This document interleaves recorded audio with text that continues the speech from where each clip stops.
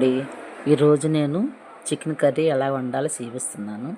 2 ఉల్లిపాయలు 2 పచ్చిమిరపకాయలు కోసి ముక్కలుగా కోసి మరిగే ఆయిల్లో వేసాను.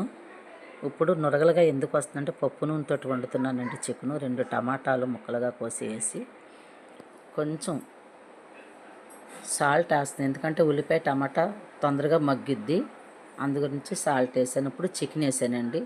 చికెన్ వేసి కలిపి మూత పెట్టాను. చికెన్ ఇప్పుడు మనం బయట నుంచి కొనుక్కుంటాం కదా, వాళ్ళు ఏం చేస్తారంటే బరువు కోసం కొంచెం తడుపుతూ ఉంటారు. మనం చికెన్ ఇంగాల చాలా వాటర్ అయితే వచ్చేస్తూ ఉంటుంది. అందుకే ఆ వాటర్ ఇంకిపోయేదాకా మనం కాసేపు అయితే టైం పట్టిద్ది. వాటర్ అంతా ఇంకిపోయింది, ఇలాగ ఆయిల్ తేలిన తర్వాత ఒకసారి ఇలా కలిపి చూస్తే మనకు తెలిసిపోద్ది, ఆయిల్ కనిపిస్తుంది.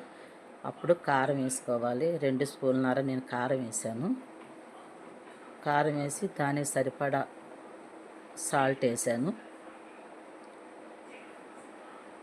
వేసి అల్లం వెల్లుల్లిపాయ పేస్ట్ అండి 2 స్పూన్లు వేసాను. పూర్తిగా 2 స్పూన్లు కాదు, స్పూన్నర అవుతుంది. అది వేసి మొత్తం కలిపేసాను. మళ్ళీని కలిపి కాసేపు అయితే ఉంచిన తర్వాత కొంచెం వాటర్ అయితే పోసాను.